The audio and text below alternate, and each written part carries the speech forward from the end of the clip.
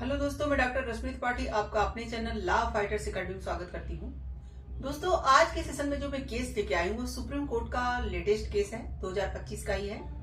और आज के केस का जो मुद्दा है वह अग्रिम जमानत को लेके है। तो अग्रिम जमानत के एक मुद्दे में जो पर्सन थे वह भ्रष्टाचार निवारण अधिनियम के तहत फंसे हुए थे, तो उसके तहत वो अग्रिम जमानत लेना चाह रहे थे। तो उस अग्रिम जमानत पे चलिए हम लोग देखते हैं कि सुप्रीम कोर्ट ने क्या उनको अग्रिम जमानत दिया या नहीं दिया, और अग्रिम जमानत ऐसे मामलों में लेकर के सुप्रीम कोर्ट ने अपना क्या पूरा जजमेंट बताया, क्या बातें कही, ये सब हम लोग विस्तार से जानते हैं। तो चलिए हम लोग अपना सेशन स्टार्ट करते हैं। जैसा कि जो है केस रहता है एक पर्सन थे जो कि ऑडिट इंस्पेक्टर थे।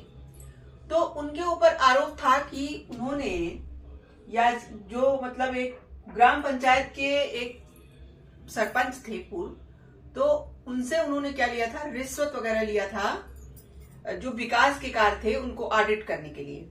तो विकास के कार्यों को ऑडिट के दौरान अवैध रूप से उन्होंने क्या लिया था, रिश्वत लिया था। तो देखिए उनके ऊपर एफआईआर कराया जाता है। ये जो ऑडिट इंस्पेक्टर थे इनके ऊपर एफआईआर कराया जाता है। क्या सेक्शन लगवाए जाते हैं इनके ऊपर? भ्रष्टाचार निवारण अधिनियम 1988 का सेक्शन 7 और बीएनएस 2023।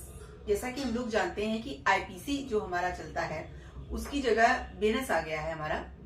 तो जो यह चूंकि नया केस है इसलिए यहाँ पे बीएनएस लागू हुआ। देखिए हमने आईपीसी का नाम यहाँ पे नहीं लिया इसीलिए क्योंकि ये एकदम न्यू केस है, और जो एफआईआर कराई गई वो न्यू मतलब 2023 के बाद ही कराई गई है, इसलिए यहाँ पे बीएनएस का सेक्शन लगा। तो बीएनएस का सेक्शन जो है लगाया गया इनके ऊपर 61(2) जो कि भ्रष्टाचार वगैरह के लिए होता है, कोई पर्सन करता है तो यह दोनों सेक्शन इनके ऊपर लगाए गए।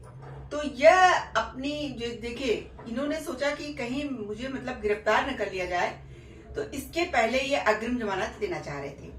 तो अग्रिम जमानत लेने के लिए सबसे पहले ये जाते हैं पंजाब एवं हरियाणा हाईकोर्ट में, तो वहां से इनको अग्रिम जमानत नहीं मिलती है। तब ये अपनी याचिका लेकर के कहा जाते हैं, सुप्रीम कोर्ट जाते हैं। जैसा कि इनका ये कहना रहता है कि भाई अग्रिम जमानत मुझे जो है पंजाब एवं हरियाणा हाईकोर्ट ने नहीं दिया, ये जो है हमारे मौलिक अधिकारों का हनन है, जो कि आर्टिकल 21 के अनुसार ये हमारे साथ गलत हो रहा है और हमें जो है अग्रिम जमानत मिलनी चाहिए। देखिए जब अपना ये मामला सुप्रीम कोर्ट में लेके जाते हैं एक याचिका के रूप में, तो चलिए हम लोग देखते हैं कि सुप्रीम कोर्ट में कौन से जज बैठे थे जो इस केस की सुनवाई कर रहे थे और उन्होंने अपना क्या जजमेंट दिया। क्या उन्होंने ये जो है ऑडिट इंस्पेक्टर को अग्रिम जमानत दिया या नहीं दिया, ये सब पूरी बात हम लोग जानते हैं। जैसा कि इस केस की सुनवाई 2 जजों की खंडपीठ कर रही थी, न्यायमूर्ति जेबी पारदीवाला और न्यायमूर्ति आर महादेवन की पीठ थी। जब दोनों लोगों ने सारे मसलों को जाना और समझा, तो चलिए हम लोग देखते हैं कि यहाँ पे कोर्ट ने क्या बातें कही। जैसा कि देखिए कोर्ट ने कहा कि भ्रष्टाचार के मामलों में अग्रिम जमानत देने के सिद्धांतों का विश्लेषण करते हुए दोहराया कि यह राहत केवल उन्हीं असाधारण परिस्थितियों में दी जा सकती है जब यह स्पष्ट हो कि अभियुक्त को झूठे आरोपों में फंसाया गया हो। देखिए यहाँ पे कोर्ट ने क्या किया, यहाँ पे सुप्रीम कोर्ट ने अग्रिम जमानत देने के सिद्धांतों का विश्लेषण करते हुए, यानी कि यह देखते हुए कि कब कब अग्रिम जमानत दी जाती है किसी पर्सन को, इसका विश्लेषण करते हुए और यह बात दोहराई और यह बात कहा कि यह राहत केवल उन्हीं असाधारण परिस्थितियों में दी जा सकती है जब यह स्पष्ट हो कि अभियुक्त को झूठे आरोपों में फंसाया गया हो। यानी कि जिस पर्सन को, जैसे कि यहाँ पे देखिए क्या था, रिश्वत लेने की बात कही गई थी, तो इनको जो कि फंसाया गया हो अगर, यानी कि परिस्थितियां ऐसी हो कि असाधारण परिस्थितियां हो, तो असाधारण परिस्थितियों में यहाँ पे कोर्ट ने किस चीज की बात की, यहाँ पे कोर्ट ने कहा कि यदि आरोपी मतलब पर्सन अभियुक्त को झूठे आरोपों में फंसाया गया हो या मामला राजनीतिक द्वेष या दुर्भावना से कोई व्यक्ति किसी पर्सन को फंसा देता है रिश्वत वगैरह लेने में, तो यहाँ पे जब परिस्थितियां असाधारण होती हैं तो वहां पे पर्सन को अग्रिम जमानत दे दिया जाता है। लेकिन इस केस में प्रत्यक्ष साक्ष्य मौजूद थे। देखिए यहाँ पे सबसे पहले कोर्ट ने यह बात स्पष्ट की कि ये जो भ्रष्टाचार का केस होता है तो ऐसे केसों में असाधारण परिस्थितियों में ही किसी पर्सन को अग्रिम जमानत दी जा सकती है।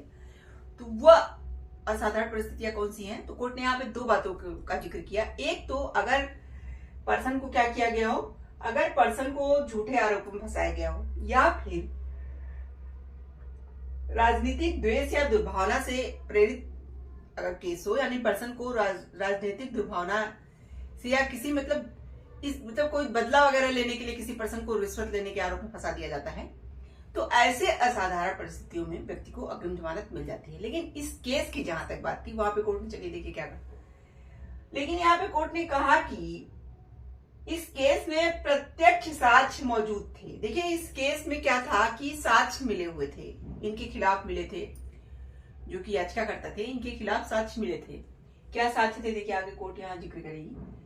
इसमें एक सह आरोपी को रंगे हाथों उनको रिश्वत लेते पकड़ा गया था। उनके लिए देखिए यहाँ पे इस बात का साक्ष्य मिला था कि एक जो सह अपराधी थे, यानी कि जिनको इन्होंने भेजा था कि आप जाइए मेरे लिए रिश्वत लेके आइए, तो वो पर्सन रिश्वत लेने गया था, उसे पकड़ा गया था और रिश्वत की पुष्टि करने वाले ऑडियो रिकॉर्डिंग भी मौजूद थे। यानी कि इनके केस में ऑडियो रिकॉर्डिंग प्लस वो पर्सन सह अपराधी जो था वो भी पकड़ा गया था, तो दोनों चीजें पकड़ी गई थी। तो यहाँ पे कोर्ट ने कहा कि भाई इनके मामलों में सबूत भी मिले हुए हैं, साक्ष्य भी मौजूद हैं, तो भ्रष्टाचार के मामलों में कठोर जांच की आवश्यकता होती है। कि भ्रष्टाचार का जो भी मामला होता है तो उसमें अभी देखिए इतने साक्ष्य मिले, इसके बावजूद जो है ये अग्रिम जमानत की मांग कर रहे हैं। तो यही कोर्ट ने कहा कि भ्रष्टाचार का जो मामला होता है उसमें कठोर जांच की आवश्यकता होती है। कोर्ट ने कहा कि भ्रष्टाचार राष्ट्र का शत्रु है। जैसा कि जो भ्रष्टाचार होता है वो राष्ट्र का शत्रु होता है और भ्रष्ट लोक सेवकों को दंडित करना भ्रष्टाचार निवारण अधिनियम की प्राथमिक आवश्यकता है। यहाँ पे कोर्ट ने स्पष्ट किया ये बात कि भ्रष्टाचार जो होता है वो राष्ट्र का शत्रु है और भ्रष्ट लोक सेवकों को दंडित करना भ्रष्टाचार निवारण अधिनियम का जो है क्या है, प्राथमिक आवश्यकता है। सभी भ्रष्ट अधिकारी चाहे वे उच्च पद पर हो या निम्न पद पर हो समान रूप से कानून के अधीन है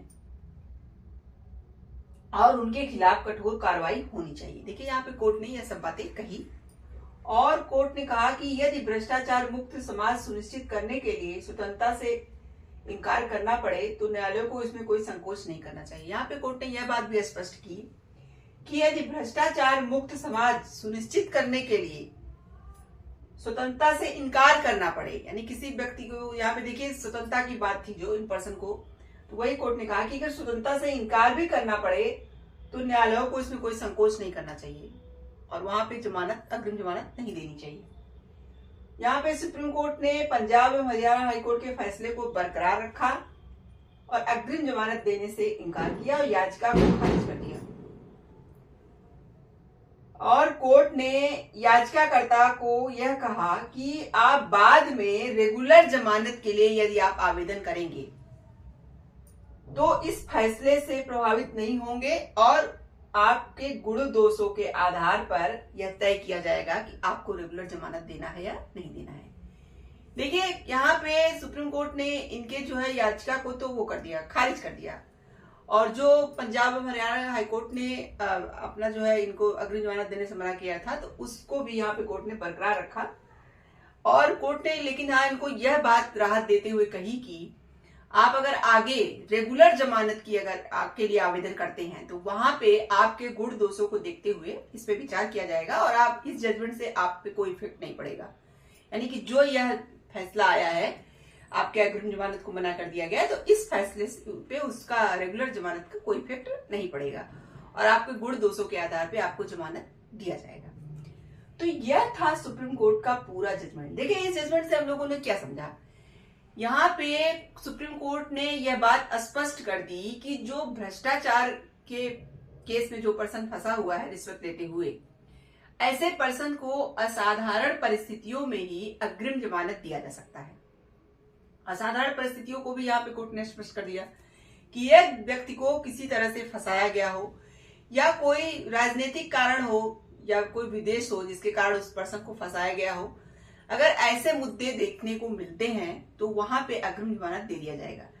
लेकिन इनके केस में क्या हुआ था कि साक्ष्य वगैरह भी मिले थे, पूरा ऑडियो रिकॉर्डिंग भी एविडेंस के रूप में मिला था, तो इसीलिए इनके केस में सुप्रीम कोर्ट ने अग्रिम जमानत देने से मना कर दिया और कहा कि भ्रष्टाचार जो होता है वो राष्ट्र का शत्रु माना गया है। तो इसीलिए भ्रष्टाचार के मामलों में बहुत ही जांच पड़ताल की जाती है, किसी पर्सन को ऐसे ही अग्रिम जमानत नहीं दिया जा सकता। तो आशा करते हैं कि आज का केस आपको पसंद आया होगा। आप मेरे चैनल को लाइक कीजिए, सब्सक्राइब कीजिए, शेयर कीजिए, बेल आइकन को दबाइए, जिससे ऐसे ही नए नए केसों जानकारी इसमें आपको अवगत कराती रहूं। तो थैंक यू वेरी मच।